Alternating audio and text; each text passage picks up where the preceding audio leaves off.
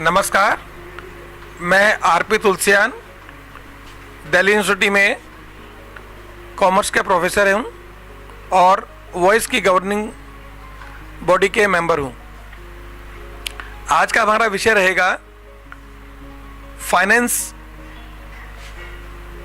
Bill में माननीय वित्त मंत्री श्री प्रणब मुखर्जी ने जो संशोधन किए हैं उनका करदाताओं पर क्या असर होगा।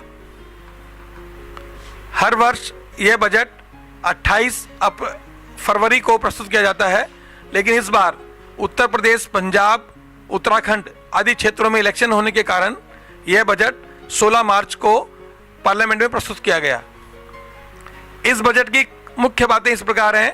वित्त मंत्री ने आयकर दरों में परिवर्तन करके कम से कम 2,000 रुपये और अधिकतम 22,000 रुपये की कर छूट दी है। उदाहरण के लिए, यदि आपकी आय 10 लाख रुपए है तो पहले आपको 8 लाख रुपए के बाद 30% के हिसाब से कर देना होता था। उदाहरण के लिए 8 लाख से 10 लाख के बीच में 2 लाख रुपए पर आपका कर लगता था 60,000 रुपये। अब यह कर घटकर 40,000 रुपये हो जाएगा, क्योंकि 20% के स्लैब की जो रेट है वो 8 लाख से 10 लाख रुपए तक बढ़ा दी गई है। अर्थात अब 10 लाख रुपए तक आपको 20% टैक्स देना है और 10 लाख रुपए के बाद 30% टैक्स देना है। लेकिन एक हाथ उन्होंने छूट दी है तो दूसरी हाथ उन्होंने सर्विस टैक्स में और एक्साइज ड्यूटी में दरें बढ़ाकर करदाता के हाथ से कुछ टैक्स ले भी लिया है। लेकिन एक दो खुशखबरी भी है। उदाहरण के लिए धारा 80D के अंदर जो अभी प्रोविजन है उसके अनुसार आप 15,000 रुपये तक का मेडिक्लेम प्रीमियम देकर अपनी कर योग्य आय से छूट प्राप्त कर सकते हैं। करदाताओं की सुविधा के लिए वित्त मंत्री ने इसी लिमिट में एक परिवर्तन किया है और यह छूट दी है कि आप 5,000 रुपये तक की राशि अपने हेल्थ केयर के लिए कोई टेस्ट कराने पर खर्च कर सकते हैं। याद रहे, वित्त मंत्री ने यह लिमिट बढ़ाई नहीं है, बल्कि जो लिमिट 15,000 रुपए की उसके अंदर 5,000 रुपए का प्रोविजन कर दिया है कि अब आप 5,000 रुपए इस राशि को खर्च कर सकते हैं अपनी हेल्थ केयर चेकअप पर। कुछ गलतफहमी लोगों में थी कि लिमिट 15 से बढ़ाकर 20,000 कर दी गई है, लेकिन ऐसा नहीं है।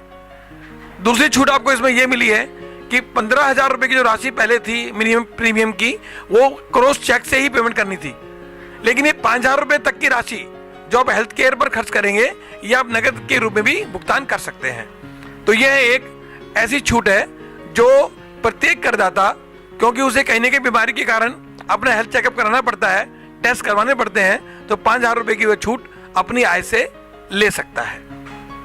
इसके अतिरिक्त छोटे करदाताओं को एक छूट और दी गई है। वो है कि अभी तक सेविंग बैंक से मिलने वाली ब्याज की राशि पर कर लगता था, चाहे वो 10 रुपए ही हो। बहुत सालों के बाद वित्त मंत्री ने यह छूट 80AA के नाम से दी है और इसमें सेविंग बैंक से मिलने वाली 10,000 रुपये तक की ब्याज की राशि आपकी कर मुक्त होगी।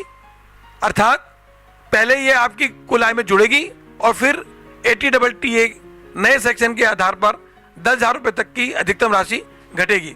उदाहरण के लिए, यदि आपकी ब्याज की राशि सेविंग बैंक पर 500 रुपये है तो आपको छूट 500 रुपये की मिलेगी, लेकिन अगर आपकी राशि 10,600 रुपये है तो आपकी राशि की छूट 10,000 रुपये तक लिमिट रहेगी, उससे अधिक नहीं मिलेगी। तो यह एक बहुत स्वागत योग्य छूट है जिसमें छोटे करदाताओं को जो छोटी ब्याज की रकम आती है, अब उनकी इंफॉर्मेशन आयकर विभाग को देना आवश्यक नहीं है। लेकिन ध्यान रहे, इसमें बैंक से एफडी पर मिलने वाली ब्याज की राशि पर कोई छूट नहीं है। इसके अतिरिक्त एक नई scheme Rajiv Gandhi equity saving scheme के नाम से नई स्कीम चालू की गई है।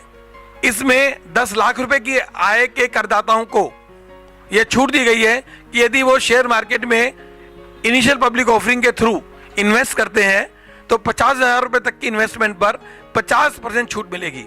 उदाहरण के लिए, यदि आपने किसी आईपीओ में जो इस धारा के लिए अप्रूव्ड है, आपने पैसे लगाए हैं और आपको अलॉटमेंट हुई है, तो जितनी अलॉटमेंट हुई है उसका 50% आपको आपकी कर योग्य राशि से घटा दिया जाएगा। यह एक वेलकम छूट है। इससे नए रिटेल करदाताओं को शेयर मार्केट में आने का मौका मिलेगा। धन्यवाद। आप अधिक जानकारी के लिए कंज्यूमर वॉइस मैगजीन को भी सब्सक्राइब कर सकते हैं। फॉर सब्सक्रिप्शन कॉन्टैक्ट 47331014 या फिर हमें ईमेल करें corporate@consumer-voice.org पर।